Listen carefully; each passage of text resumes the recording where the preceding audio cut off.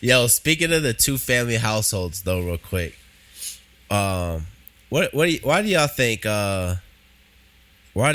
divorce rates are on the rise? What's y'all thoughts? I feel like people got more options now. Well, I feel like people aren't staying in shitty relationships as much. They know they got to out now. Before it felt like you had to stay in. You had to pretty much force to stay in shitty relationships or you're ostracized or whatever. People really took marriage as like a high title to have, and you of course you get a lot of benefits from marriage and shit. But Well, definitely women weren't allowed to leave. They Yeah, weren't educated. And then also, if you were a Christian, it was super frowned upon to yeah. divorce. Just times have changed. I think that people have a lot more awareness on the things that they want, and you're kind of spoon fed a story whenever you're younger, especially young girls. We're taught basically like do this, do that, like get a husband. You even have women that are like, oh, you ain't even got a man, or like a man will tell you like, oh, you don't even got a man, or whatever, or vice versa. But I think a lot of people now, because they have so many, like Mike was saying, like so many more options, and then you have women that are actually being able to go out into the workforce and build a life for themselves and not really having to depend on a man or whatever for that, like that part in their life. Whereas back then, a lot of women, that was really their only, like they didn't have a lot of options. So it's like, okay, well, I'm gonna marry someone, I'm gonna be a housewife, I'm gonna do this, da, da, da, da. And like now, since women do have more options in that sense, and even men, like there's not really, you don't, even though Christianity is still there, you don't have people shunning you because you decide that you don't want to be in something that doesn't make you happy anymore. Like divorce is not frowned upon like it was Yeah. maybe 20, 30 years ago. People are like, girl, you better drop him, or my dude, like, you don't deserve like being treated like this, like get a divorce, blah blah blah blah. Like I think it's just all about necessity and what you really want for your life. And people more, especially like the younger kids, are just like, fuck that shit. I'm gonna offer a different perspective. all right, let's get into it. I'm gonna offer a different perspective. Okay. This is why relationships and divorces are ending or happening more often, because now is the only time we have ever prioritized love as the defining factor of our relationships. When you look at all That older, is kind of true. you said what? That is kind of true, especially if you go further Yeah, back. any time prior to modern times. You look at India, they still to this day do arranged Arranged, marriages. Asian countries, they used to do some arranged marriages, but you go back to even further times, they literally had a thing. We learned it in school. They called it the dowry. You know what I'm saying? That's basically the money or the farmland or the goats that you had that you could buy, that you used to buy somebody's daughter for marriage. So basically, marriage was a business. It's always been a business, and it's only in recent years. Probably you can maybe blame somebody like Shakespeare or something. It's really our media probably in general that helped propel this idea that love should be the forefront, because we read books back then, we watch movies and TV shows now, and whether it's Disney or some chick flick, it's a lot of our relationships are love based. They're never business based on any show or movie. You know what I'm saying? It's never looked at from that perspective for the most part. It's always based on the love factor. So I So feel like hasn't it been going like higher lately, like within, like divorce with rates? COVID.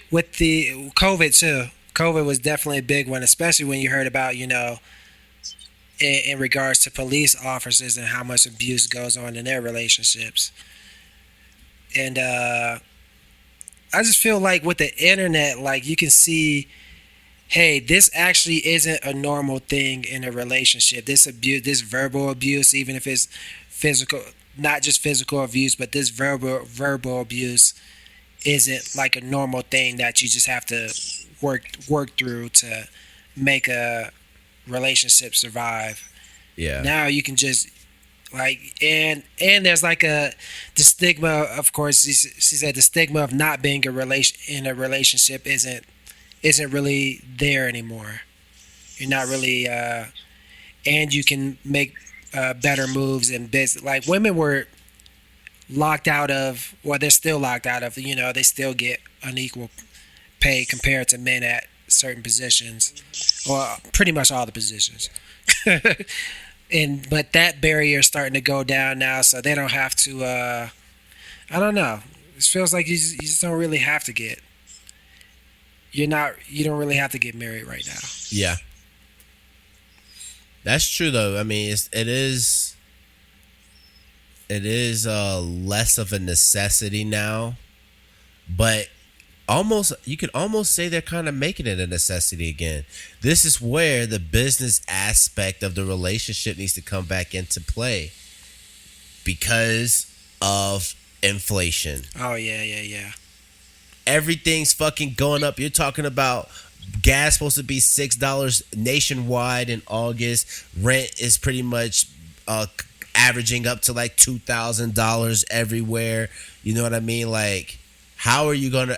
We already know that you pretty much need a roommate to live. You know what I'm saying? So, what's the? You know what I mean? Your to roommate. Further go to your point, they're making it harder for people to be roommates if they're not related to each other. Yeah, like that law we talked about. Yeah, talked about way back. How they say, oh, if more than 2 or 3 people stay in the house, they all have to be related. Yeah, otherwise, everybody has to be related. They can't live there. So they could be trying to get people to marry based on that, just to live together. Yeah. And I wonder, like, there has to be, of course, there just has to be something. There's some benefit that I feel like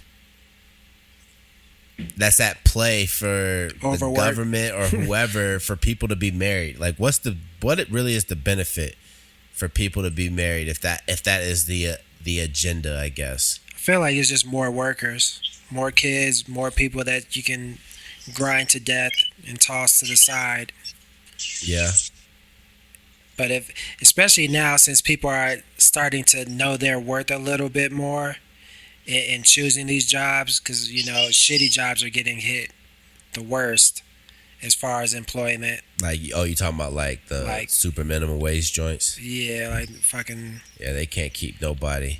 Yeah, and I heard like Amazon plans it to be like, I heard like an article that said Amazon plans for to churn through people. Like they don't plan for you to be there to work there for a long time. That's why their policies are as shitty as they are when you work there, because they expect you to be there for like 3 or 4 months and then go away, and then they'll just hire somebody else who does it for 3.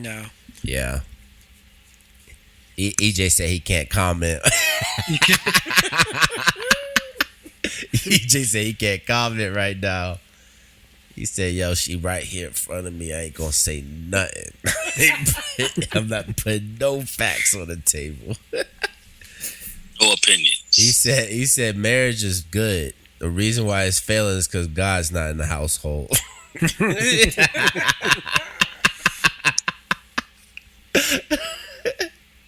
Oh my God. But yeah, yo, that's crazy. He said shit. Life is good. Life is good. Life is good, son. It's good, man.